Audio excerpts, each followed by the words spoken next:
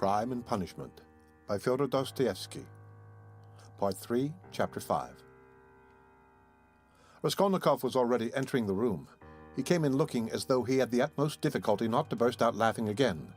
Behind him, Razumihin strode in, gawky and awkward, shamefaced and red as a peony, with an utterly crestfallen and ferocious expression. His face and whole figure really were ridiculous at that moment, and amply justified Raskolnikov's laughter. Raskolnikov, not waiting for an introduction, bowed to Porphyry Petrovich, who stood in the middle of the room, looking inquiringly at them. He held out his hand and shook hands, still apparently making desperate efforts to subdue his mirth and utter a few words to introduce himself. But he had no sooner succeeded in assuming a serious air and muttering something, when he suddenly glanced again as though accidentally at Razumihin and could no longer control himself. His stifled laughter broke out the more irresistibly the more he tried to restrain it. The extraordinary ferocity with which Razumihin received this spontaneous mirth gave the whole scene the appearance of most genuine fun and naturalness. Razumihin strengthened this impression as though on purpose. "Fool, you fiend!" he roared, waving his arm, which at once struck a little round table with an empty tea-glass on it. Everything was sent flying and crashing. "But why break chairs, gentlemen? You know it's a loss to the crown," Porphyry Petrovich quoted gaily. Raskolnikov was still laughing, with his hand in Porphyry Petrovich's, but, anxious not to overdo it, awaited the right moment to put a natural end to it. Razumihin, completely put to confusion by upsetting the table and smashing the glass, gazed gloomily at the fragments, cursed, and turned sharply to the window, where he stood looking out with his back to the company, with a fiercely scowling countenance, seeing nothing. Porphyry Petrovich laughed, and was ready to go on laughing, but obviously looked for explanations. Zametov had been sitting in the corner, but he rose at the visitor's entrance and was standing in expectation with a smile on his lips, though he looked with surprise and even, it seemed, incredulity at the whole scene, and at Raskolnikov with a certain embarrassment. Zametov's unexpected presence struck Raskolnikov unpleasantly. "I've got to think of that," he thought. "Excuse me, please," he began, affecting extreme embarrassment. "Raskolnikov." "Not at all. Very pleasant to see you, and how pleasantly you've come in. Why, won't he even say good morning?" Porphyry Petrovich nodded at Razumihin. "Upon my honor, I don't know why he is in such a rage with me. I only told him as we came along that he was like Romeo, and proved it, and that was all, I think." "Pig!" ejaculated Razumihin without turning round. "There must have been very grave grounds for it, for he is so furious at the word," Porphyry laughed. "Oh, you sharp lawyer! Damn you all!" snapped Razumihin, and suddenly, bursting out laughing himself, he went up to Porphyry with a more cheerful face, as though nothing had happened. "That'll do. We're all fools. To come to business, this is my friend Rodion Romanovich Raskolnikov. In the first place, he has heard of you and wants to make your acquaintance, and secondly, he has a little matter of business with you. Ah! Zametov, what brought you here? Have you met before? Have you known each other long?" "What does this mean?" thought Raskolnikov uneasily. Zametov seemed taken aback, but not very much so. "Why, it was at your rooms we met yesterday," he said easily. "Then I have been spared the trouble. All last week he was begging me to introduce him to you, Porphyry, and you have sniffed each other out without me. Where is your tobacco?" Porphyry Petrovich was wearing a dressing gown, very clean linen, and trodden-down slippers. He was a man of about 35, short, stout, even to corpulence, and clean-shaven. He wore his hair cut short and had a large, round head, particularly prominent at the back. His soft, round, rather snub-nosed face was of a sickly yellowish color, but had a vigorous and rather ironical expression. It would have been good-natured except for a look in the eyes, which shone with a watery, mawkish light under almost white, blinking eyelashes. The expression of those eyes was strangely out of keeping with his somewhat womanish figure, and gave it something far more serious than could be guessed at first sight. As soon as Porphyry Petrovich heard that his visitor had a little matter of business with him, he begged him to sit down on the sofa, and sat down himself on the other end, waiting for him to explain his business with that careful and over-serious attention which is at once oppressive and embarrassing, especially to a stranger, and especially if what you're discussing is, in your opinion, of far too little importance for such exceptional solemnity.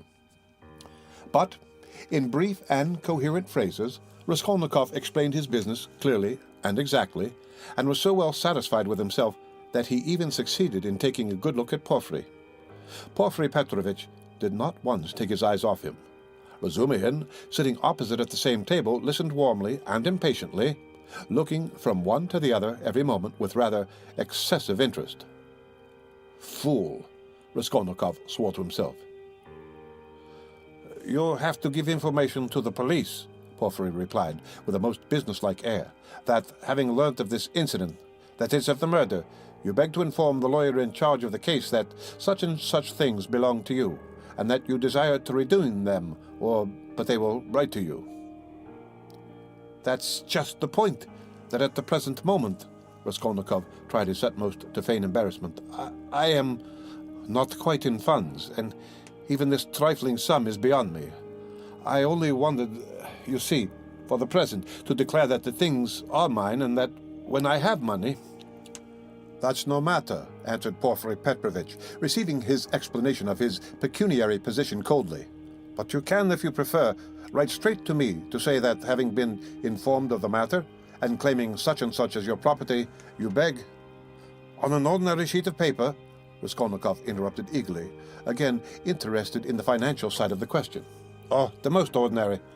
And suddenly Porphyry Petrovich looked with obvious irony at him, screwing up his eyes and, as it were, winking at him. But perhaps it was Raskolnikov's fancy, for it all lasted but a moment. There was certainly something of the sort. Raskolnikov could have sworn he winked at him. Goodness knows why. "He knows," flashed through his mind like lightning. "Forgive my troubling you about such trifles," he went on, a little disconcerted. "The things are only worth 5 rubles, but I prize them particularly for the sake of those from whom they came to me, and I must confess that I was alarmed when I heard—" "That's why you were so much struck when I mentioned to Zametov that Porphyry was inquiring for everyone who had pledges," Razumihin put in with obvious intention. This was really unbearable. Raskolnikov could not help glancing at him with a flash of vindictive anger in his black eyes, but immediately recollected himself. "You seem to be jeering at me, brother," he said to him with a well-feigned irritability. "I dare say I do seem to you absurdly anxious about such trash, but you mustn't think me selfish or grasping for that, and these two things may be anything but trash in my eyes. I told you just now that the silver watch, though it's not worth a cent, is the only thing left us of my father's. You may laugh at me, but my mother is here." He turned suddenly to Porphyry. "And if she knew—" He turned again, hurriedly, to Razumihin, carefully making his voice tremble. "That the watch was lost, she should be in despair. You know what women are." "Not a bit of it. I didn't mean that at all. Quite the contrary," shouted Razumihin, distressed. "Was it right? Was it natural? Did I overdo it?" Raskolnikov asked himself in a tremor. "Why did I say that about women?" "Oh, your mother is with you?" Porphyry Petrovich inquired. "Yes." "When did she come?" "Last night." Porphyry paused as though reflecting. "Your things would not in any case be lost," he went on calmly and coldly. "I have been expecting you here for some time." And as though that was a matter of no importance, he carefully offered the ashtray to Razumihin, who was ruthlessly scattering cigarette ash over the carpet. Raskolnikov shuddered, but Porphyry did not seem to be looking at him, and was still concerned with Razumihin's cigarette. "What? Expecting him? Why, did you know that he had pledges there?" cried Razumihin. Porphyry Petrovich addressed himself to Raskolnikov. "Your things, the ring and the watch, were wrapped up together, and on the paper your name was legibly written in pencil, together with the date on which you left them with her." "How observant you are!" Raskolnikov smiled awkwardly, doing his very utmost to look him straight in the face, but he failed, and suddenly added, "I say that because I suppose there were a great many pledges, that it must be difficult to remember them all, but you remember them all so clearly, and... Stupid! Feeble, he thought. Why did I add that? But we know all who had pledges, and you are the only one who hasn't come forward, Porphyry answered with hardly perceptible irony. I haven't been quite well. I heard that too. I heard indeed that you were in great distress about something. You look pale still. I am not pale at all, no. I am quite well. Raskolnikov snapped out rudely and angrily, completely changing his tone. His anger was mounting. He could not repress it. And in my anger I shall betray myself, flashed through his mind again. Why are they torturing me? Not quite well. Razumihin caught him up. What next? He was unconscious and delirious all yesterday. Would you believe, Porphyry, as soon as our backs were turned, he dressed, though he could hardly stand, and gave us the slip and went off on a spree somewhere till midnight, delirious all the time. Would you believe it? Extraordinary. Really? Delirious? You don't say so. Porphyry shook his head in a womanish way. Nonsense? Don't you believe it? But you don't believe it anyway, Raskolnikov let slip in his anger. But Porphyry Petrovich did not seem to catch those strange words. But how could you have gone out if you hadn't been delirious? Razumihin got hot suddenly. What did you go out for? What was the object of it? And why on the sly? Were you in your senses when you did it? Now that all danger is over, I can speak plainly. I was awfully sick of them yesterday, Raskolnikov addressed Porphyry suddenly with a smile of insolent defiance. I ran away from them to take lodgings where they wouldn't find me, and took a lot of money with me. Mr. Zametov there saw it. I say, Mr. Zametov, was I sensible or delirious yesterday? Settle our dispute. He could have strangled Zametov at that moment, so hateful were his expression and his silence to him. In my opinion, you talked sensibly, and even artfully, but you were extremely irritable, Zametov pronounced dryly. And Nikodim Fomitch was telling me today, put in Porphyry Petrovich, that he met you very late last night in the lodging of a man who had been run over. And there, said Razumihin, weren't you mad then? You gave your last penny to the widow for the funeral. If you wanted to help, give 15 or 20 even, but keep 3 rubles for yourself at least. But he flung away all the 25 at once. Maybe I found a treasure somewhere and you know nothing of it. So that's why I was liberal yesterday. Mr. Zametov knows I found the treasure. Excuse us, please, for disturbing you for half an hour with such trivialities, he said, turning to Porphyry Petrovich with trembling lips. We are boring you, aren't we? Oh no, quite the contrary. Quite the contrary. If only you knew how you interest me. It's interesting to look on and listen, and I am really glad you have come forward at last. But you might give us some tea. My throat's dry, cried Razumihin. Capital idea. Perhaps we will all keep you company. Wouldn't you like something more essential before tea? Get along with you. Porphyry Petrovich went out to order tea. Raskolnikov's thoughts were in a whirl. He was in terrible exasperation. The worst of it is they don't disguise it. They don't care to stand on ceremony. And how, if you didn't know me at all, did you come to talk to Nikodim Fomitch about me? So they don't care to hide that they are tracking me like a pack of dogs. They simply spit in my face. He was shaking with rage. Come, strike me openly. Don't play with me like a cat with a mouse. It's hardly civil, Porphyry Petrovich, but perhaps I won't allow it. I shall get up and throw the whole truth in your ugly faces, and you'll see how I despise you. He could hardly breathe. And what if it's only my fancy? What if I am mistaken, and through inexperience I get angry and don't keep up my nasty pot? Perhaps it's all unintentional. All their phrases aren't the usual ones, but there is something about them. It all might be said, but there is something. Why did he say bluntly, with her? Why did Zametov add that I spoke artfully? Why did they speak in that tone? Yes, the tone. Razumihin is sitting here. Why does he see nothing? That innocent blockhead never does see anything. Feverish again. Did Porphyry wink at me just now? Ah, of course, it's nonsense. What could they wink for? Are they trying to upset my nerves, or are they teasing me? Either it's ill fancy or they know. Even Zametov is rude. Is Zametov rude? Zametov has changed his mind. I foresaw he would change his mind. He is at home here while it's my first visit. Porphyry does not consider him a visitor, sits with his back to him. They're as thick as thieves, no doubt, over me. Not a doubt they were talking about me before we came. Do they know about the flat? If only they'd make haste. When I said that I ran away to take a flat, he let it pass. I put that in cleverly about the flat. It may be of use afterwards. Delirious indeed. Ha, ha. He knows all about last night. He didn't know of my mother's arrival. The hag had written the date on in pencil. You're wrong. You won't catch me. There are no facts. It's all supposition. You produce facts. The flat isn't even a fact, but delirium. I know what to say to them. Do they know about the flat? I won't go without finding out. What did I come for? But my being angry now maybe is a fact. Fool, how irritable I am. Perhaps that's right, to play the invalid. He is feeling me. He will try to catch me. Why did I come? All this flashed like lightning through his mind. Porphyry Petrovich returned quickly. He became suddenly more jovial.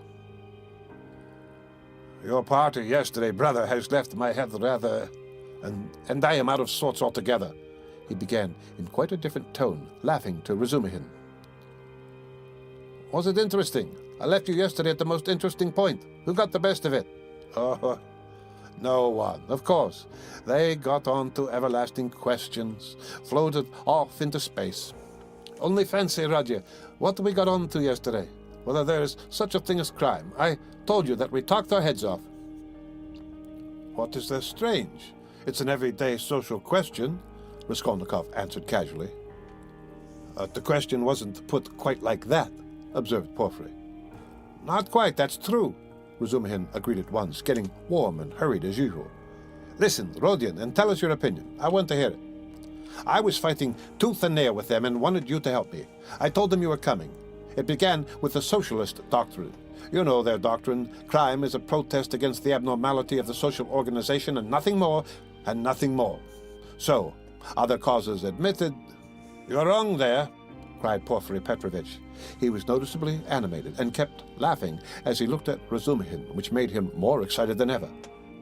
Nothing is admitted, Razumihin interrupted with heat.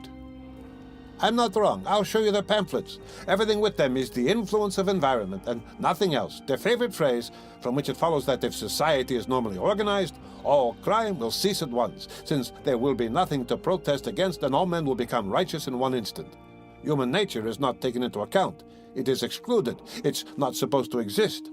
They don't recognize that humanity, developing by a historical living process, will become at last a normal society, but they believe that a social system that has come out of some mathematical brain is going to organize all humanity at once and make it just and sinless in an instant, quicker than any living process. That's why they instinctively dislike history. Nothing but ugliness and stupidity in it, and they explain it all as stupidity. That's why they so dislike the living process of life. They don't want a living soul. The living soul demands life. The soul won't obey the rules of mechanics. The soul is an object of suspicion. The soul is retrograde. But what they want, though it smells of death and can be made of India rubber, at least is not alive, has no will, is servile and won't revolt. And it comes in the end to their reducing everything to the building of walls and the planning of rooms and passages and a phalanstery. The phalanstery is ready indeed, but your human nature is not ready for the phalanstery. It wants life. It hasn't completed its vital processes. It's too soon for the graveyard. You can't skip over nature by logic. Logic presupposes 3 possibilities. But there are millions.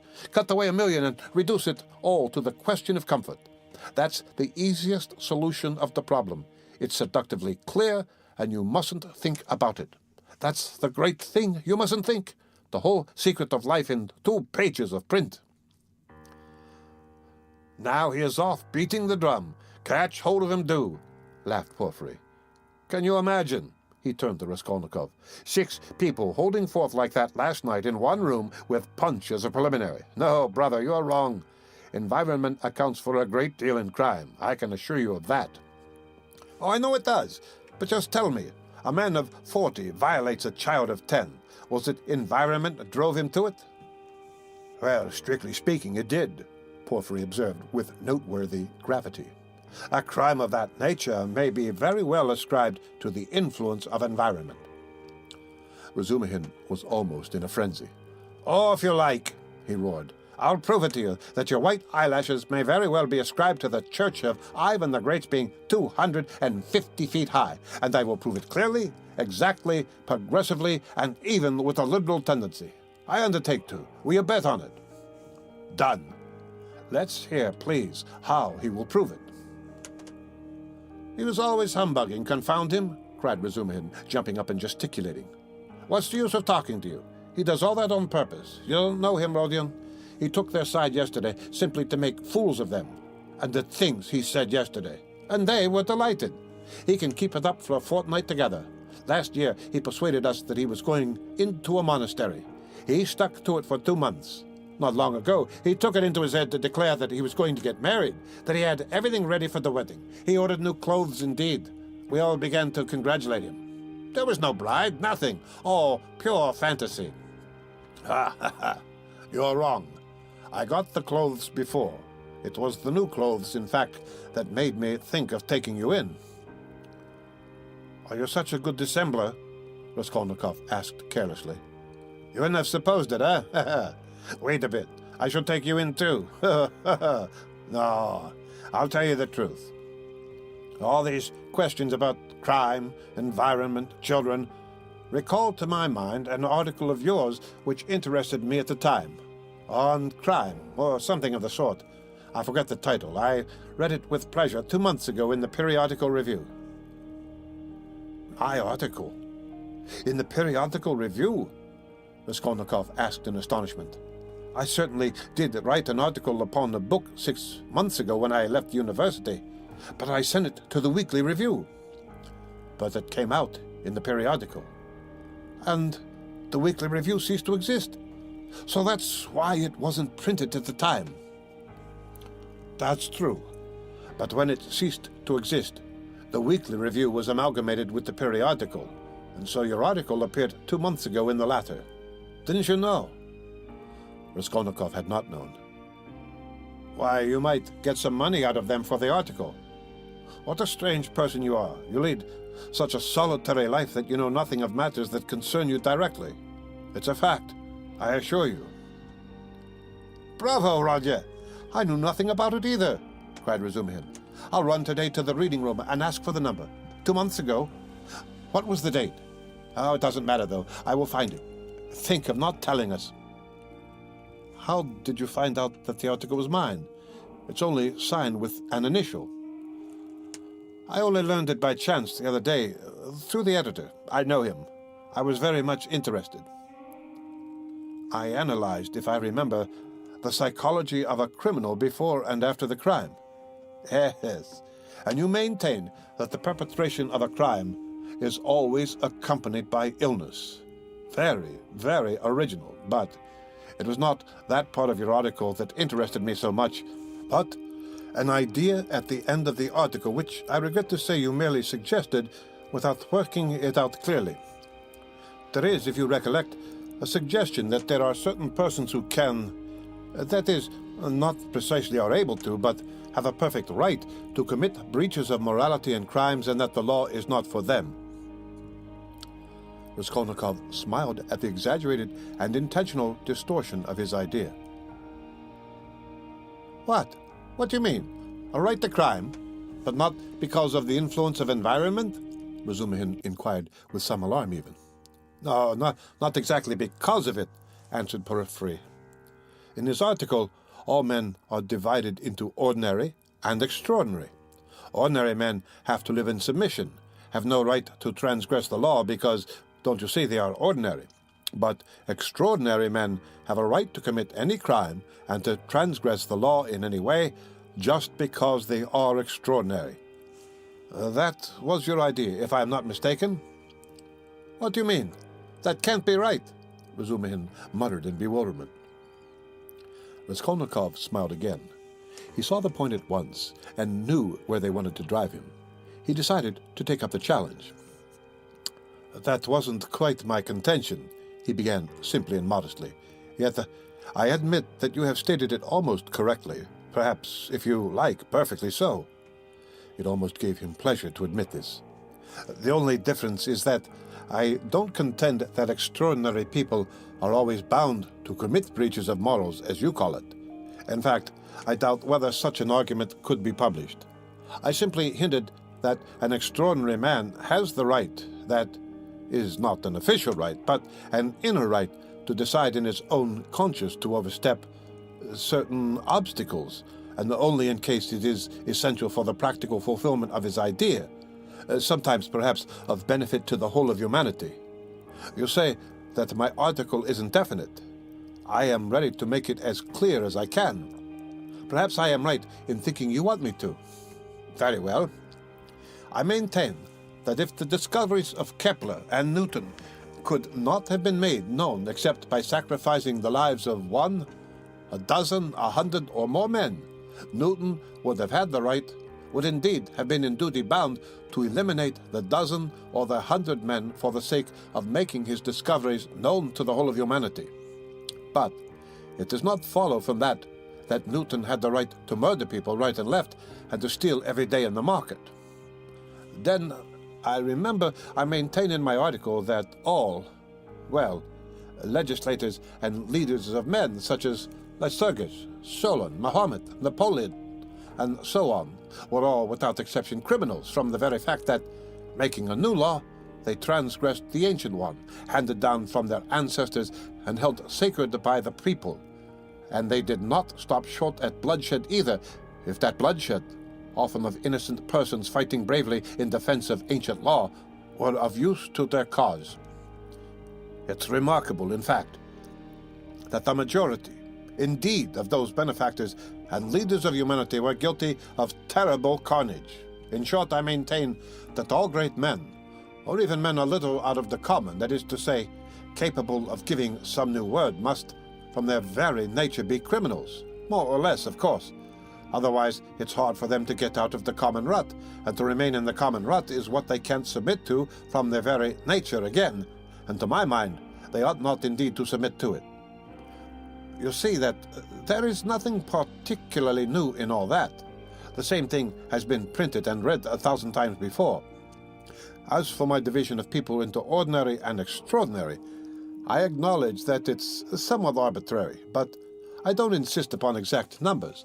I only believe in my leading idea that men are in general divided by a law of nature into 2 categories: inferior, ordinary, that is, so to say, material that serves only to reproduce its kind, and men who have the gift or the talent to utter a new word. There are, of course, innumerable subdivisions, but the distinguishing features of both categories are fairly well marked. The first category, generally speaking, are men conservative in temperament and law-abiding. They live under control and love to be controlled. To my thinking, it is their duty to be controlled, because that's their vocation, and there is nothing humiliating in it for them. The second category all transgress the law. They are destroyers, or disposed to destruction according to their capacities. The crimes of these men are, of course, relative and varied.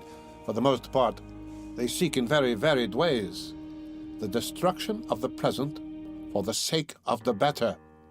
But if such a one is forced for the sake of his idea to step over a corpse or wade through blood, he can, I maintain, find within himself, in his conscience, a sanction for wading through blood that depends on the ideas and its dimensions. Note that. It's only in that sense I speak of their right to crime in my article. You remember, it began with the legal question. There's no need for such anxiety, however. The masses will scarcely ever admit this right. They punish them or hang them, more or less, and in doing so fulfill quite justly their conservative vocation.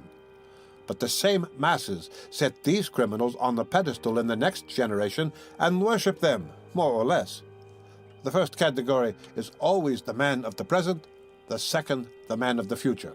The first preserve the world and people it, the second move the world and lead it to its goal. Each class has an equal right to exist. In fact, all have equal rights with me, and vive la guerre éternelle, to the New Jerusalem, of course. Then you believe in the New Jerusalem, do you? I do, Raskolnikov answered firmly. As he said these words, and during the whole preceding tirade, he kept his eyes on one spot on the carpet. And do you believe in God? Excuse my curiosity. I do, repeated Raskolnikov, raising his eyes to Porphyry. And do you believe in Lazarus rising from the dead? I do. Why do you ask all this? You believe it, literally. Literally. You don't say so. I asked from curiosity. Excuse me, but let us go back to the question. They are not always executed. Some, on the contrary, triumph in their lifetime. Oh, yes. Some attain their ends in this life, and then they begin executing other people. If it's necessary, indeed, for the most part they do. Your remark is very witty. Thank you. But tell me this. How do you distinguish those extraordinary people from the ordinary ones? Are there signs at their birth? I feel there ought to be more exactitude, more external definition. Excuse the natural anxiety of a practical, law-abiding citizen, but couldn't they adopt a special uniform, for instance? Couldn't they wear something, be branded in some way? For you know, if confusion arises, and the member of one category imagines that he belongs to the other, begins to eliminate obstacles, as you so happily expressed it then. Oh, that very often happens. That remark is wittier than the other. Thank you. No reason to. But take note that the mistake can only arise in the first category, that is, among the ordinary people, as I perhaps unfortunately called them. In spite of their predisposition to obedience, very many of them, through a playfulness of nature, sometimes vouchsafed even to the cow, like to imagine themselves advanced people, destroyers, and to push themselves into the new movement, and this quite sincerely. Meanwhile, the really new people are very often unobserved by them, or even despised as reactionaries of groveling tendencies. But I don't think there is any considerable danger here, and you really need not be uneasy, for they never go very far. Of course, they might have a thrashing sometimes for letting their fancy run away with them, and to teach them their place, but no more. In fact, even this isn't necessary, as they castigate themselves, for they are very conscientious. Some perform this service for one another, and others chastise themselves with their own hands. They will impose various public acts of penitence upon themselves, with a beautifying and edifying effect. In fact, you've nothing to be uneasy about. It's a law of nature. Well, you certainly have set my mind more at rest on that score, but there's another thing still worries me. Tell me, please, are there many people who have the right to kill others, these extraordinary people?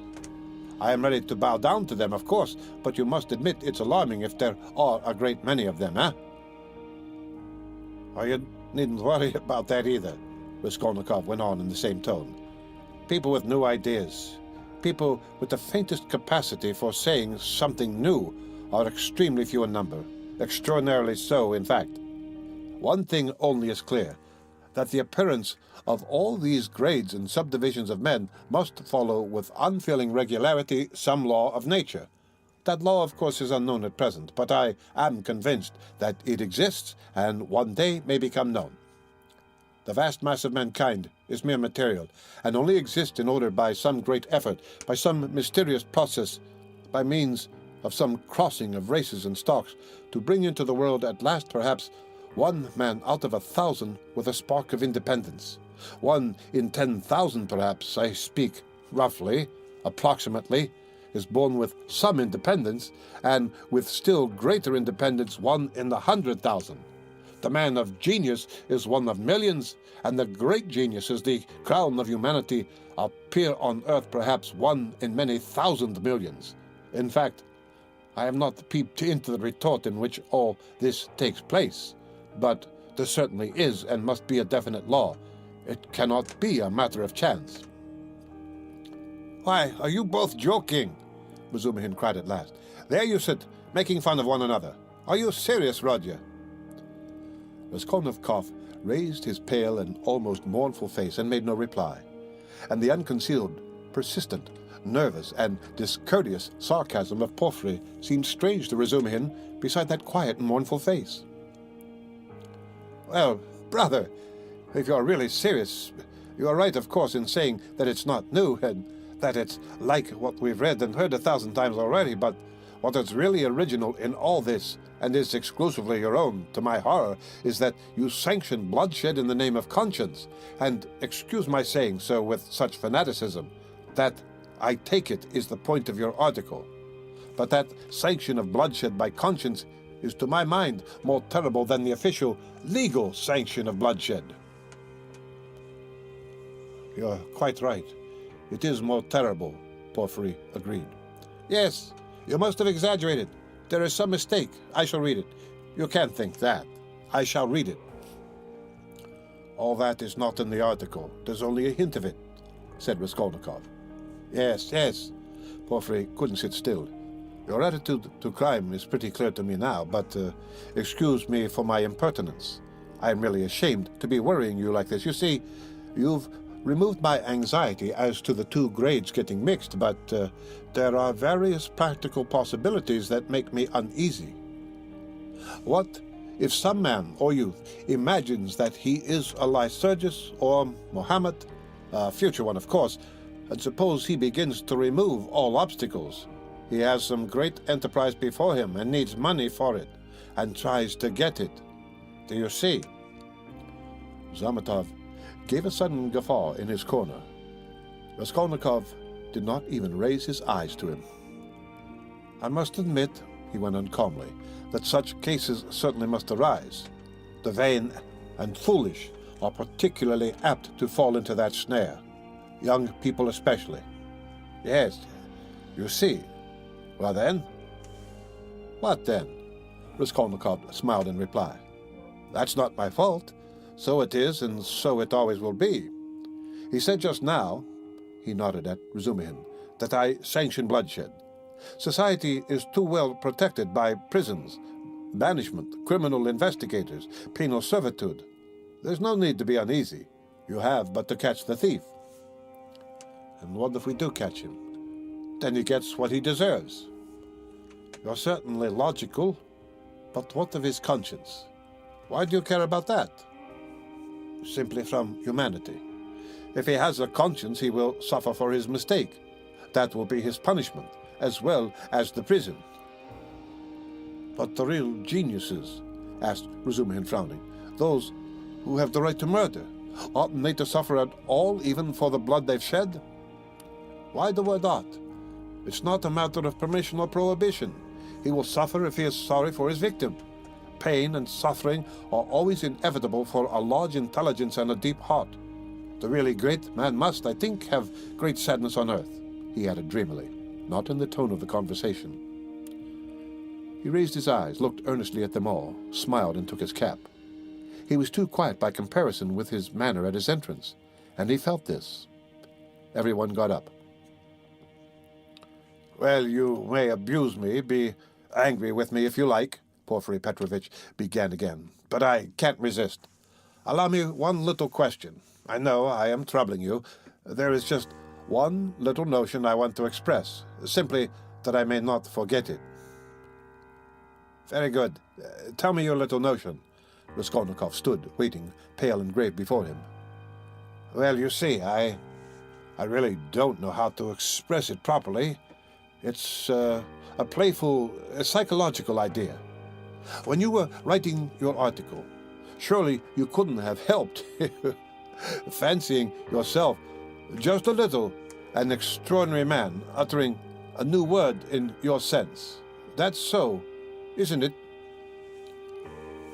Quite possibly, Raskolnikov answered contemptuously. Razumihin made a movement. And if so, could you bring yourself, in case of worldly difficulties and hardship, or for some service to humanity, to overstep obstacles, for instance, to rob and murder? And again, he winked with his left eye and laughed noiselessly, just as before. If I did, I certainly should not tell you, Raskolnikov answered with defiant and haughty contempt. No, I was only interested on account of your article, from a literary point of view. Fool! How obvious and insolent that is, Raskolnikov thought with repulsion.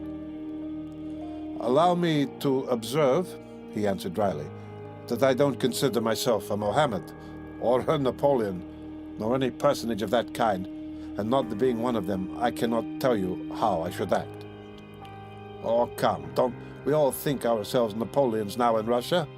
Porphyry Petrovich said with alarming familiarity. Something peculiar betrayed itself in the very intonation of his voice. Perhaps it was one of these future Napoleons who did for Alyona Ivanova last week. Zametov blurted out from the corner. Raskolnikov did not speak, but looked firmly and intently at Porphyry. Razumihin was scowling gloomily. He seemed before this to be noticing something. He looked angrily around. There was a minute of gloomy silence. Raskolnikov turned to go. "Are you going already?" Porphyry said amiably, holding out his hand with excessive politeness. "Very, very glad of your acquaintance. As for your request, have no uneasiness. Write just as I told you, or better still, come to me there yourself in a day or two. Tomorrow, indeed. I shall be there at 11 o'clock for certain. We'll arrange it all. We'll have a talk. As one of the last to be there, you might perhaps be able to tell us something," he added with a most good-natured expression. "You want to cross-examine me officially in due form?" Raskolnikov asked sharply. "Oh, why? That's not necessary for the present. You misunderstand me. I lose no opportunity, you see, and I've talked with all who had pledges. I obtained evidence from some of them, and you are the last. Yes, by the way," he cried, seeming suddenly delighted, "I just remember what was I thinking of." He turned to Razumihin. "You were talking my ears off about that Nikolai, of course. I know very well." He turned to Raskolnikov. "That the fellow is innocent, but what is one to do? We had to trouble Dmitri, too. This is the point, this is all. When you went up the stairs, it was past 7, wasn't it?" "Yes," answered Raskolnikov, with an unpleasant sensation at the very moment he spoke that he need not have said it. "Then, when you went upstairs between 7 and 8, didn't you see in a flat that stood open on a second story, do you remember? 2 workmen, or at least one of them. They were painting there. Didn't you notice them? It's very, very important for them." "Painters? No, I didn't see them." Raskolnikov answered slowly, as though ransacking his memory, while at the same instant he was racking every nerve, almost swooning with anxiety to conjecture as quickly as possible where the trap lay, and not to overlook anything. "No, I didn't see them, and I don't think I noticed a flat like that open. But on the 4th story," he had mastered the trap now and was triumphant, "I remember now that someone was moving out of the flat opposite Alyona Ivanova's. I remember it clearly. Some porters were carrying out the sofa, and they squeezed me against the wall, but painters? No, I don't remember that there were any painters, and I don't think that there was a flat open anywhere. No, there wasn't." "What do you mean?" Razumihin shouted suddenly, as though he had reflected and realized. "Why, it was on the day of the murder the painters were at work, and he was there 3 days before. What are you asking?" "Phew, I have muddled it." Porphyry slapped himself on the forehead. "Deuce take it. This business is turning my brain." He addressed Raskolnikov somewhat apologetically. "It would be such a great thing for us to find out whether anyone had seen them between 7 and 8 at the flat. So I fancy you could perhaps have told us something. I quite muddled it." "Then you should be more careful," Razumihin observed grimly. The last words were uttered in the passage. Porphyry Petrovich saw them to the door with excessive politeness. They went out into the street gloomy and solemn, and for some steps they did not say a word. Raskolnikov drew a deep breath. The end of Part 3, Chapter 5 of Crime and Punishment by Fyodor Dostoyevsky. Read by Rick Kishner for Lit to Go on.